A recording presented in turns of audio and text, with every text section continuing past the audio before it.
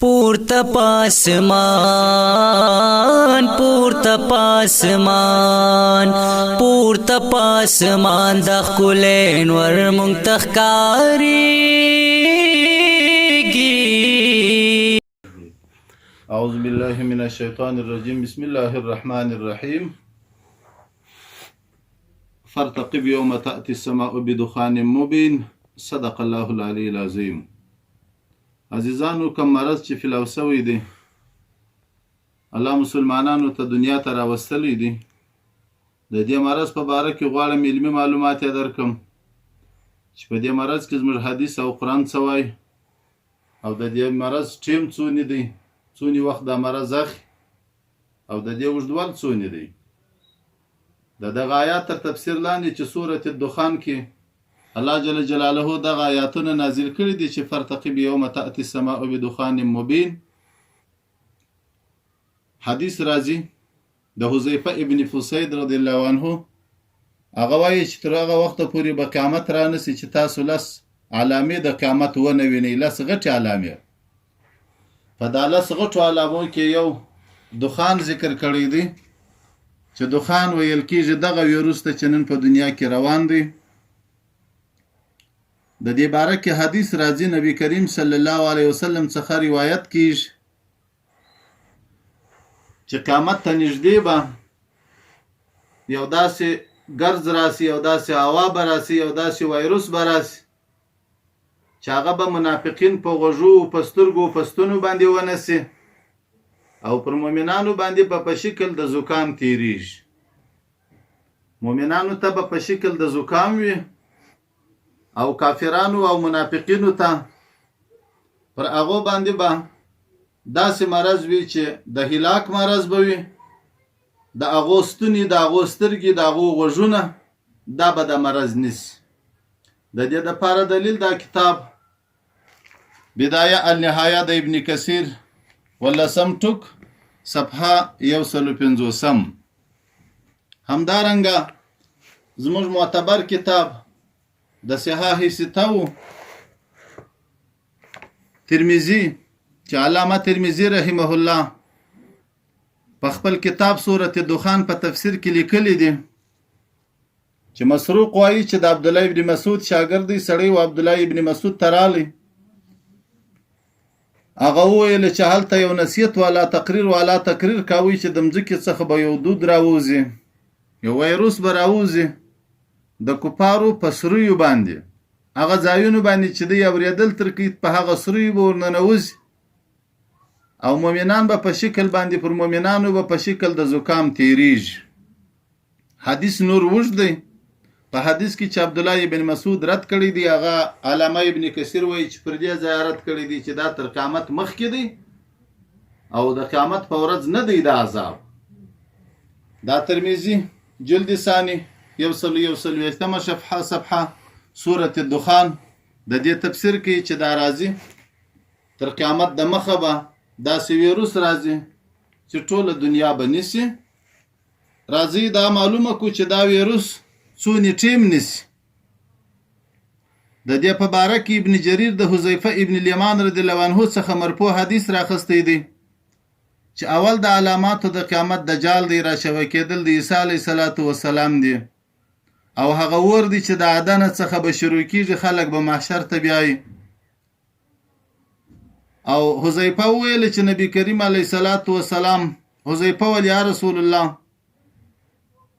دوه دود چی شي دي؟ نبی کریم علیه السلام د آیات ورته وایي چې فرتقب یوم تأتی السماء بدخان مبین، او نبی کریم علیه السلام ویل چې یو ګرځ یو دود به راځي، د مشرقه تر مغربه پورې به دا دود 40 ورځې دوام کوي. 40 ورځې. د دې حدیث صراحتاً دا معلومیږي چې د دې کورونا ټیم 40 ورځې دی. مؤمن ته به په شان باندې اما المؤمن فیصیبه منه کهیئة الزکما و اما الکافر فیکون بمنزلة السکران یخرج من منخریه و اذنیه و دبره فالدخان على ظاهره والمعنى فرتقب یوم ظهور الدخان. مؤمنانو ته به په شان باندې د زکام وي، او کافرانو ته به په منزله د نشي وي، لکه نشه چې ورکه تر سجمو به راوځي، تر غوږو به دا ګیس راوځي، تر دبرې بیا دا ګیس راوځي. نو د دې حدیث نه دا معلومه سوله چې دا کورونا ویروس 40 ورځې دی. سورة الدخان علامه کتاب روح المانی د علامه لوسی جزء 25 صفحه 133 سورة الدخان الآية 11-12-44. راځو دې بل معلومات ته عزیزانو. دا وبا ده، دا مرض دی، دا د الله قهر او د الله غضب دی. دا راغلی دی، دا په کوم زمانو کې راغلی دی؟ دا په 18 کال باندې تر 13 پورې چې کله امیر المؤمنین عمر فاروق رضی الله عنه د اسلام خلیفہ او امیر المؤمنین و، داغه په دور کې دا وبا رااله. دا وبا په شام کې پیدا سوله. هلته په هغه ځای کې ابو عبیده ابن الجراح امین الامت هغه جنې شهید سو. بیا د هغې نه بعد د مسلمانانو امیر معاذ بن جبل رضی الله عنه وټاکل سو، هغه جنې شهید سو. د هغې څخه بعد بیا عمرو بن العاص خلیفه د اسلام سو پر خلکو باندې. عمرو بن العاص چې کله خلیفه د اسلام وټاکل سو، عمرو بن العاص رضی الله عنه ودرېدی، خطبه یې شروع کړه: ای خلکو، دغه وبا او دا درد چې راغلی دی دا د اور لمبې دي. تاسو په کورونو کې پټ سئ او په غرونو کې ته پټ سئ، ساراو ته ولاړ سئ، نری سئ. تاسو سره یو سئ، ټولنې مه جوړوئ. بیا دا د امر چې کله امیر المؤمنین حضرت عمر رضی الله عنه ته ورسېد، هغه دا خوښ کړي، رد یې نه پر وکړي. نو کوم اقدامات چې حکومتونه کوي چې خلکو ته وایي چې تاسو په کورونو سره مه راوځئ، اجتماعي مه جوړوئ، ټولنې مه جوړوئ، یو ځای مه کښېنئ، دا په مذهب ثابت دی، دا په حدیث ثابت دی. دا د عمرو بن العاص رضی الله عنه امر دی. د امیر المؤمنین حضرت عمر صاحب رضی الله عنه په خلافت کې چې دا وبا هلته لګېدلې ده، 25,000 تر 10,000 کسانان یې شهیدان کړي دي په شام کې. او بیا د هغې څخه یزید ابن ابي سفیان شهید سوی دی. غټ صحابه د دې څخه په شهادت رسېدلي دي، او دا د مؤمنانو دپاره رحمت دی. د دې څخه مرګ د شهادت دی او د کافرانو دپاره عذاب دی. البدایه والنهایه ذکر شیء من اخبار تعاون امواس صفحه 109 جلد اوم. دا د دې کتاب حواله ده. همدارنګه زموږ د مذهب ټولو معتبرو کتابو لیکلي دي چې وباوې تقریبا زموږ په دور کې په اسلام کې 8 واره راغلي دي، خو هغه وباوې به خاصې وي. دغه وبا چې وسعامه د ټوله دنیا یې نیولې ده، دا د قیامت د 10 علامو څخه یوه علامه دغه ده چې داسې وبا به راځي: یملأ ما بین المشرق والمغرب.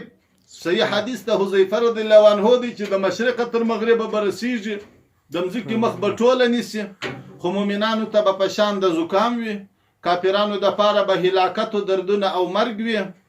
ګورې مؤمنان په حدیث کې راغلي دي، مسلمانان نه دي راغلي. د مسلمان او د مؤمن فرق سته. مسلمان نیسي، مسلمان وجني، مؤمن نه وجني. مسلمان هغه ته ویل کېږي چې خالي ما مسلمان هستم.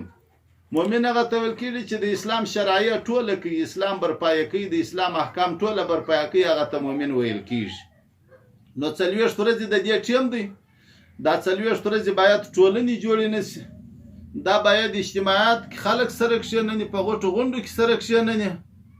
نو دا د وبا په باره کې معلوماتو دا ګیم نه دی، نه دا حکومتونو جوړه کړې ده. او د دې څخه کېدلی سي انسانان مړه سي. مؤمنانو دپاره شهادت دی، د کفارو دپاره عذاب دی. بس دفاع یې دغه ده چې ټولنې مه جوړوئ. ټیم یې دا دی چې 40 ورځې دی او دا ټوله دنیا نیسي. دا د قیامت د 10 علامو غټو علامو څخه یوه علامه دغه وبا ده. دا مې شرعي معلوماتو دا کتابونه دي، دا حوالې دي. عزیزانو هیله کوم چې ټول عمل په وکړئ، په کورونو کې کښېنئ، بس خپل ذکر، خپل فکر او خپل صدقات شروع کړئ. د الله جل جلاله څخه د رحم طلب وکړئ او الله ته توبې وباسئ. الله دې زموږ توبې قبول کړي. وما علینا